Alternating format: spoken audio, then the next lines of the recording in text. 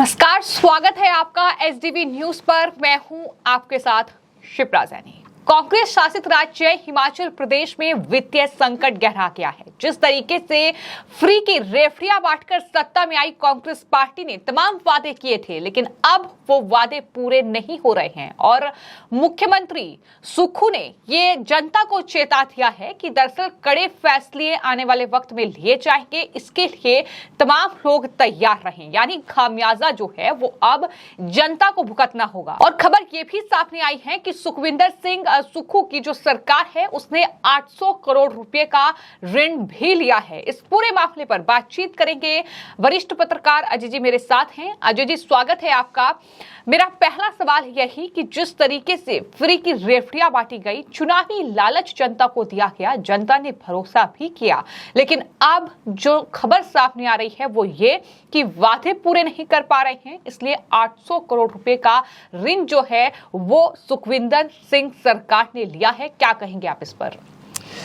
देखिए, ऐसा है, हकीकत यह है कि सुखविंदर सिंह सुक्खू को कोई अनुभव है नहीं और सुखविंदर सिंह सुक्खू एक एक्सीडेंटल रूप से बन गए। हकीकत यह है कि हिमाचल की जनता ने सुखविंदर सिंह को कतई नहीं चुना था, ना ही इतने काबिल थे। वीरभद्र जी के उनकी बहुत बड़ी इज्जत थी, उनकी वाइफ को चुना गया था, उनके लड़के को चुना गया था। उनकी वाइफ काफ़ी अच्छी लीडर रही हैं। दूसरी बात, उन्होंने शुरू से कार्य किया पब्लिक के लिए। अगर वीरभद्र जी काम करते थे तो वो भी काम करते थे, उनको बनाया नहीं इन्होंने। उनको हर चीज़ का अनुभव था, उनके समय राज्य बहुत प्रोग्रेस किया। तो लोगों के अंदर एक तो ये हताशा है कि वो लोग नहीं, इनको इतना अनुभव भी नहीं है। वीरभद्र जी का ये पोजीशन थी कि वीरभद्र जी प्रधानमंत्री से डायरेक्ट बात करते थे, सुखविंदर सिंह लाइन लगाते हैं। दूसरी आपको बता रहे हैं, सुखविंदर सिंह और वहाँ का जो डिप्टी सीएम है मुकेश अग्निहोत्री या तमाम अन्य लोग जो हैं वो बुके लेकर के सेंट्रल मिनिस्टरों की, केंद्र सरकार के मिनिस्टरों के यहाँ लाइन लगाते हैं। अफसोस की बात ये है। वहीं और भी चीफ मिनिस्टर गहलोत है, तो गहलोत की और मोदी से एक ट्विनिंग है और बहुत अच्छी ट्विनिंग है। तो है क्या कि इनकी पोजीशन जो है इस समय तो ऐसी है कि सुखविंदर सिंह मेंटेन नहीं कर पा रहे हैं अपने को। अब सवाल है कि इनके पास ना ही, एक तो इन्होंने खर्च बहुत बढ़ा लिए व्यक्तिगत, दूसरी बात वहाँ पे अफसरों को भी छूट हो गई। और इनका क्या है कि इन्होंने इतने वायदे कर दिए थे, हर जगह इनकी पोल खुल रही कांग्रेस की।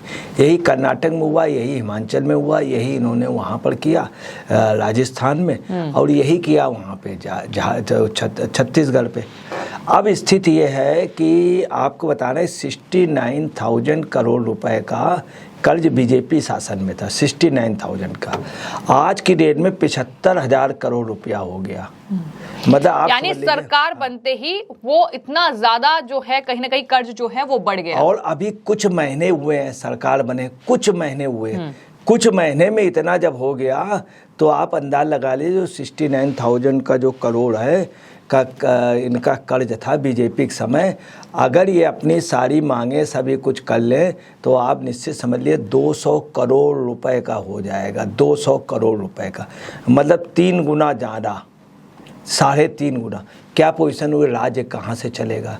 अब आइए, राज्य के जो सोर्सेज हैं, जहाँ से पैसा आता है, वहाँ पर क्या है, इनके माफिया, इनके दलाल, इनके लोग लग गए, क्योंकि पैसा बहुत लगाया था निकालने के लिए और उनका कब्जा है। कांग्रेस इतने दिन से सत्ता से बाहर रही, हकीकत है कि उसका आदमी फटेहाल हो गया था, तो वो सब कवर करने पे। इसके अलावा क्या है, जो सबसे बड़ी बात आ रही है कि जो हिमाचल में जो आज की पोजीशन आपको बताना है बहुत दुखद है। जो बच्चा पैदा होता है, पैदा होते ही 95,374 करोड़ रुपए का ऋणी हो जाता है। अब आपको बताना है 95,374 करोड़ 1 लाख रुपए का कर्ज उतारने की हिमाचल तो दूर रहा है, हिंदुस्तान में आम आदमी की स्थिति नहीं होती है। यानी आप प्रति व्यक्ति कर्ज की बात कर रहे हैं? प्रति व्यक्ति कर्ज, ये इनके समय बढ़ गया। आपको तो हिमाचल में हिमाचल का जो सिस्टम है वो ज़्यादा पैसे से डिपेंड नहीं है। गांव में ज़्यादा पैसे से डिपेंड नहीं, शहर में हर चीज़ बगैर पैसे सांस भी नहीं, मगर गांव में हिमाचल का आदमी इतना है सेल्फ मेड है, तो वो पैसे में उसके लिए 95 लाख रुपया जमा करना कर्ज का बहुत ही असंभव है। लेकिन अजय जी, यहाँ पर तो जिस तरीके से हिमाचल में कांग्रेस पार्टी वादे कर सत्ता में आ गई, लेकिन इस वित्तीय संकट के लिए सीधे तौर पर अब सरकार को जिम्मेदार ठहराया जा रहा है, केंद्र सरकार पर आरोप लगाए जा रहे हैं। सीधे तौर पर स्टेट गवर्नमेंट है। हम आपको इन्होंने 2023-24 का जो बजट पेश किया है वो आपको बता रहे हैं, वो किया है 56,683 करोड़ रुपए का। 56,683 करोड़ का बजट है। अब आपको बता रहे हैं कि बजट पे जो घाटे का अनुमान है वो इतना ज़्यादा होगा कि पूछिए नहीं। दूसरी बात, मुद्रास्फीति बढ़ेगी और उनके जो सोर्सेस थे, आमदनी के सोर्स इन्होंने बताए, बांटने का इन्होंने इलेक्शन में ऐलान कर दिया और उससे बोर्ड ले लिया।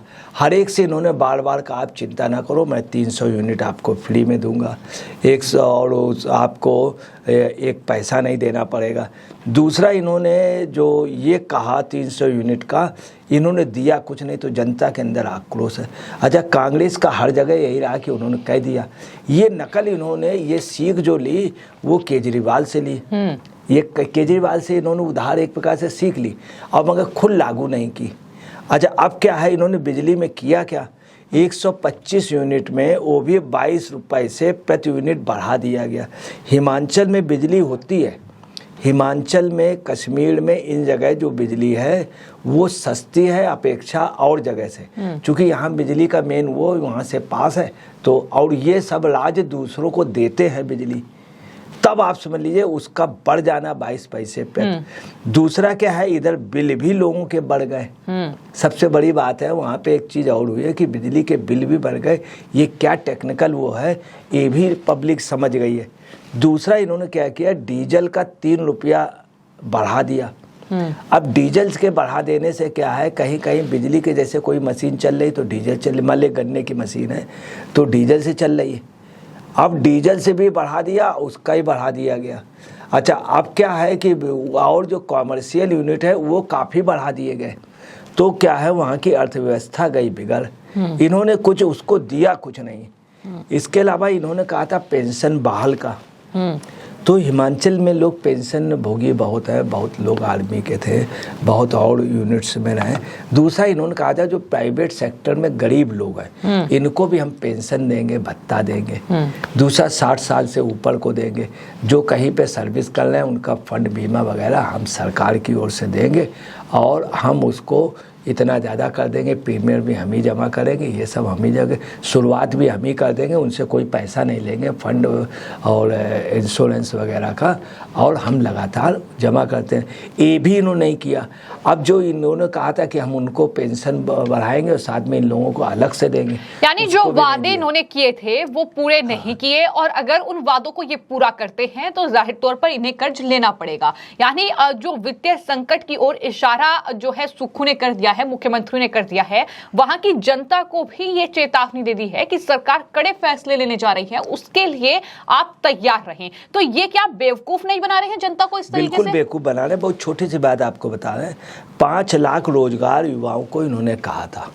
अब ये क्या कर रहे हैं, उनके फॉर्म वगैरह सब भरवा करके PMRY योजना, प्रधानमंत्री रोजगार योजना और MSME का जो सेंट्रल गवर्नमेंट के डिपार्टमेंट है, इनसे वो ले रहे हैं और उसमें भरा रहे हैं। वहाँ के जो DIC जिला उद्योग केंद्र हैं, उन सबको जो PMRY योजना का है वो पैसा केंद्र सरकार का होता है, ये अपने में ले रहे हैं और 5 लाख लोगों को ये रोजगार दे नहीं पा रहे हैं। तो स्वतः रोजगार के लिए सेंट्रल गवर्नमेंट लोन दे रही, उसने हाँ ये जरूर किया कि हिमाचल में विशेष ध्यान दे रही, हिमाचल में ज़्यादा लंबा प्रोसेस नहीं है, थोड़ी सी आप प्रोजेक्ट रिपोर्ट लगा दीजिए तो लोगों को हुआ जा रहा है। पब्लिक ये जान गई है कि ये तुम नहीं दे रहे हो, सेंट्रल गवर्नमेंट दे रही है। इधर सेंट्रल गवर्नमेंट ने एक सिस्टम और कर दिया, वहाँ पे जो इंडस्ट्री उसके थे जो लोग लगा रहे हैं उनकी प्रोजेक्ट रिपोर्ट में और उनके उसमें बैंक से उसमें कंडीशन बहुत नॉर्मल कर दी है और तुरंत प्रोसीडिंग हो रही है, तो उनको लोन मिल रहा है मगर सेंट्रल गवर्नमेंट से। मगर जो इन्होंने 5 लाख के रोजगार वाली बात थी वो चीज टोटल जीरो है। तो पब्लिक जान गई कि हमको 2 लाख रुपया लोन तो मिल गया, 5 लाख 10 लाख तो इंडस्ट्री के लिए। वो ये भी जान गई कि सेंट्रल गवर्नमेंट का इनका नहीं, ये क्या दे रहे हैं, तो पब्लिक का यही कहना तुम क्या दे रहे हो। ये कांग्रेस के साथ बड़ा। दूसरी आपको बता रहे हैं इन्होंने 600 करोड़ रुपए की स्टार्टअप फंड की योजना के लिए कहा था, उस पर भी विकास नहीं हुआ है कुछ भी। उसमें क्या हुआ, इन्हीं के एजेंट और इन्हीं के माफिया जो है उन्होंने एक से वहाँ स्वरोजगार के प्रशिक्षण के लिए भी वहाँ पर भी इन्होंने अपने अपने एनजीओ को, वहाँ इनके एनजीओ सब जगह हो गए। अच्छा 800 करोड़ रुपए का कर्ज इन्होंने अभी लिया है, 800 करोड़। तो आपको बता रहे हैं सबसे बड़ी बात, हिमाचल एक ऐसा राज्य है होने जा रहा जिसमें सबसे गहरा वित्तीय संकट होने जा रहा। सबसे अभी जुम्मा कुछ ही महीने हुए हैं सरकार के आए हुए, और सुक्खू को इन सब चीज़ों की कोई नॉलेज ही नहीं है। आपको वीरभद्र सिंह जो थे वो समझदार थे, इनको इकोनॉमिक बैलेंस ऑफ पेमेंट ये दुरुस्त नहीं कर। यानी आप देख सकते हैं कि किस तरीके से बड़ी शातिर तरीके से कांग्रेस पार्टी ये तमाम चीजें कर रही है। हमने देखा कि नीति आयोग की बैठक हुई थी, नीति आयोग की बैठक में तमाम कई राज्यों के मुख्यमंत्री थे कांग्रेस पार्टी के ही, जिन्होंने जाने से इनकार कर दिया। सुक्खू वहां पहुंचे, फंड के लिए पहुंचे, क्योंकि प्रधानमंत्री से उन्होंने डायरेक्ट बातचीत करनी थी फंड के लिए, तो इसलिए वो वहां पहुंच गए। लेकिन जिन राज्यों में जाहिर तौर पर पैसा होगा वहां के मुख्यमंत्री नहीं पहुंचे। तो इस तरह की टेक्निक कहीं ना कहीं अपनाई जा रही है। देखिए मैं आपको बता दूं, सुक्खू की मजबूरी है। सुक्खू ने जब ये देखा कि हमारे मंत्री बुके लेके जा रहे हैं, हम बुके लेकर के वहाँ कोई हमारा वजन नहीं हो है, क्या है कि ये इतने कर्ज में डूबे। आपको बता रहे सत्ता परिवर्तन थोड़ा ही टाइम हुआ है और उसमें आप समझ लीजिए प्रदेश की इतनी बुरी तरीके हो गई कि धन की इतनी ज़्यादा कमी हो गई है कि एक्चुअली में सैलरी नहीं बांट पा रहे हैं और कर्मचारियों की सैलरी की एक समस्या है। दूसरा ये है कि केंद्र सरकार ने इनको पैकेज दिया, इनको मदद की और केंद्र सरकार ने मदद की, मगर केंद्र सरकार के सामने भी समस्या है कि इनको मदद करने का। आपको बता रहे हैं कि इनका क्या है कि 9,000 करोड़ रुपए दिया केंद्र सरकार ने और उस पे सब योजना चल रही और भी दे रही, मगर इनकी इस समय डिमांड इतनी हो गई है, इस समय इन्होंने हिमाचल को इतना भूखा कर दिया है पैसे के प्रति कि बहुत बुरी स्थिति हो गई। दूसरी केंद्रीय वित्त जो पोषण पर है वो आगे बढ़ने वाले हिमाचल केंद्रीय वित्त पोषण, तो ये सुक्खू समझदार थे कि हम भाई नहीं चला पाएंगे तो केंद्र से, इसलिए ये कांग्रेस की बात न मानते हुए भी मीटिंग में गए।